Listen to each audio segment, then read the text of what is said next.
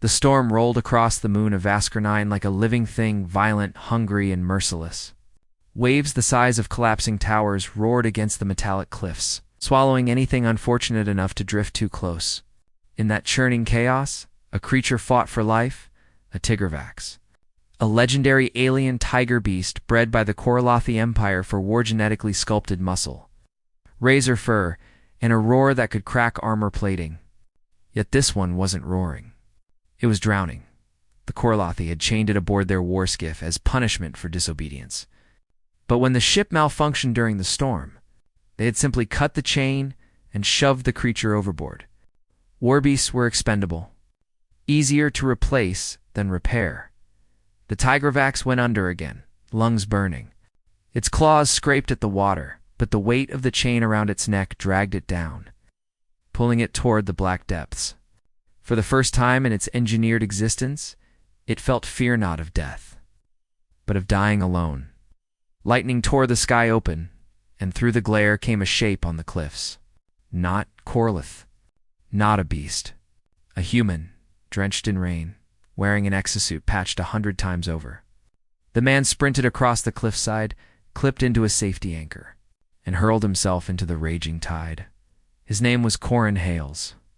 A stranded human mechanic who had been living alone on Vascarnine ever since. A warp jump accident dropped him here 3 years ago. He should have run the other way.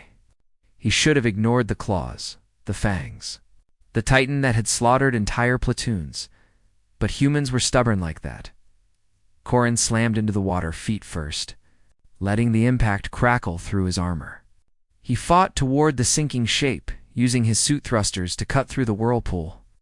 He saw golden eyes dimming beneath the surface, wild eyes, resigned eyes. Not today. Big guy, he growled through his helmet. He latched onto the chain, engaged his magnetic grappler, and dragged with everything the exosuit had. The tigervax thrashed once, confused, half-conscious. But Corin didn't let go. The two burst from the waves like a pair of reborn beasts.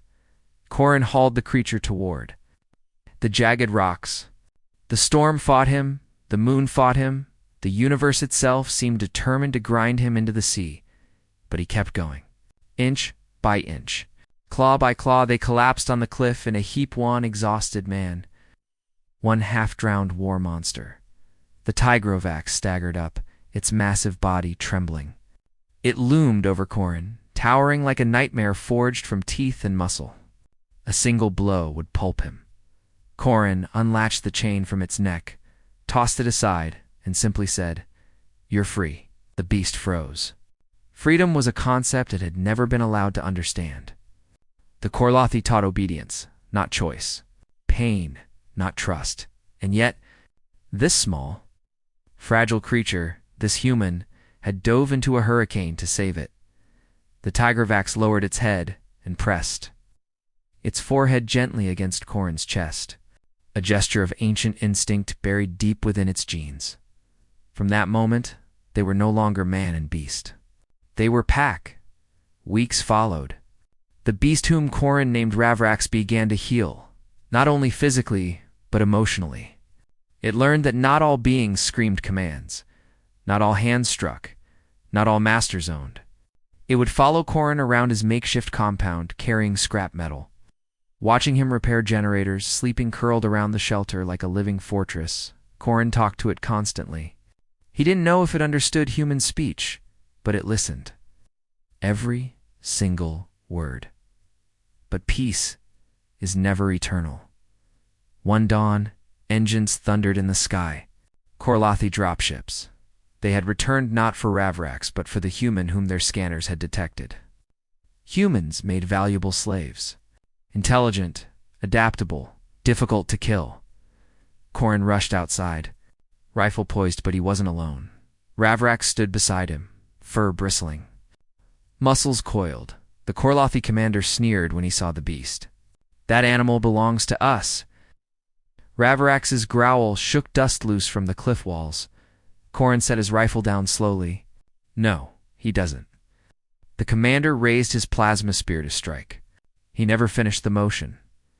Ravrax exploded forward like a missile, a blur of claws and fury.